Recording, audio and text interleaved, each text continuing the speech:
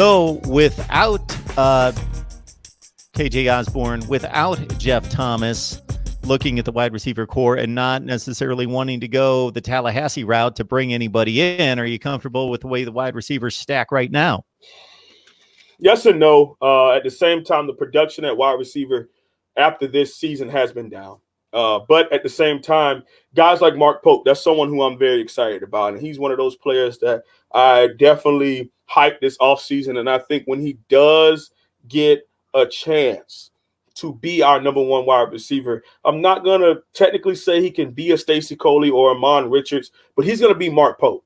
And what Noodles is his nickname from Miami. What Noodles does is he scores touchdowns.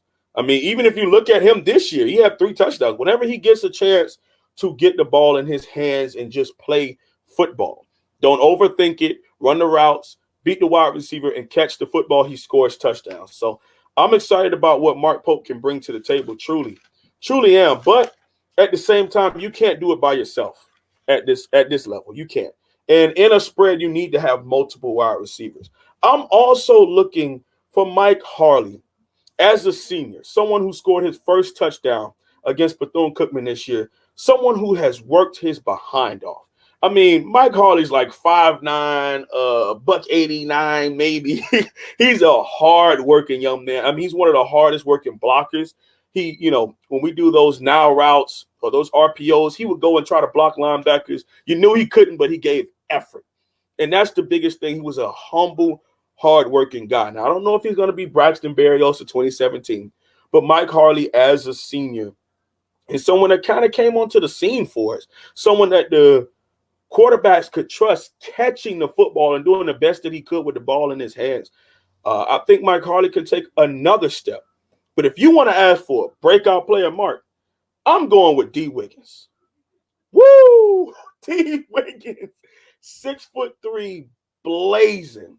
I mean, you see the post route against Tallahassee and also the Louisville bomb. I mean, this dude flies off the snap.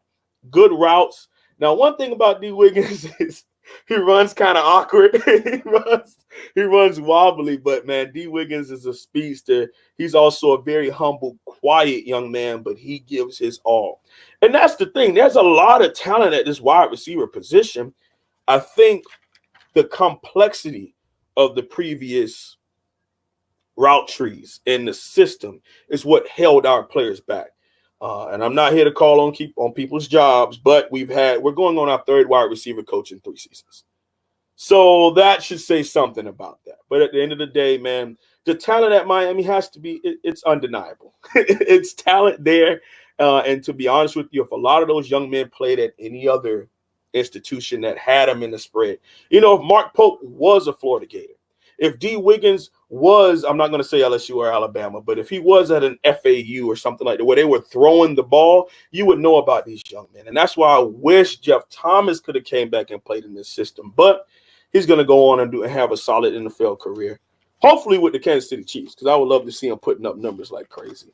Yeah, Kuzman, Chris on the line asking about De'Ara King's stats and what his projected stats could be. Well, I'm thinking – Miami doesn't want to go too pass heavy. They want to be balanced. So he should be in the 25 to 30 attempt range per game. Mm-hmm. He should be throwing for about 230 to 250 per game. So what's that put him at? Maybe 3,200 yards. And, can we expect he's going to throw 36 touchdowns? Well, the 2 quarterbacks last year, N'Kosi Perry and Jaron Williams, I think threw 27 between them. So maybe he still throws for 35 because he's just a better quarterback. I'm not saying he's more talented than they are. They were all roughly rated about the same coming out of high school. Certainly Williams and Perry were generally. But he should be able to give you 35 touchdowns and 10 picks. And that should be the season he gives you at about 500 to 600 on the ground. Absolutely. And especially with how this system is. If you do, and I did extensive research into Rick Lashley when he was even at UConn, the one year that he kind of took that step out and then stepped back into his years at Auburn, his years at Arkansas State.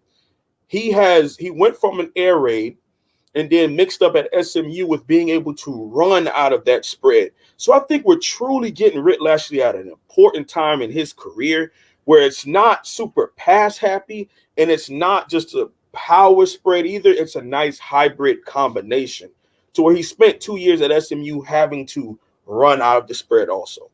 I think it's a great marriage, man. I think it's going to be good. And at the end of the day, Miami's been a champions on this right here for years. You know, on NCAA 14, Miami has been champions for years. It's going to be the buy-in-ness, and us as analysts and fans, because I'm still a fanatic, we have to give this thing its time. You know, bringing the toxicity on social media and saying, you know, F everybody and fire everybody, that doesn't do any good for our program. We have to realize this isn't 1985. This isn't 1989.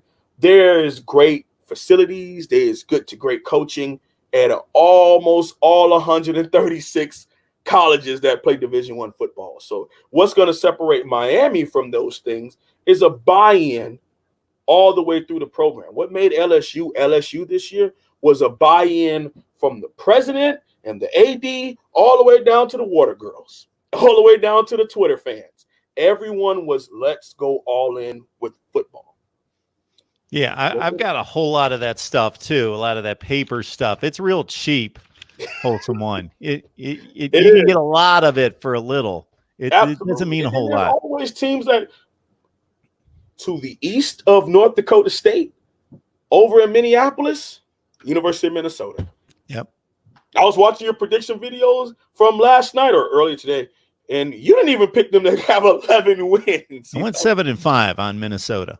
Exactly. And that's how they usually are. Now, what they're going to do in 2020, that's up to how the Big Ten adjusts to what Minnesota has done.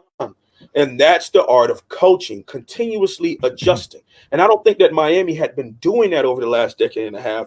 We were just like, all right, Travis Benjamin, Stacey Coley, just run a bomb. We're going to throw the ball as far as we can. And you run under it, catch it, and then we'll try to play defense.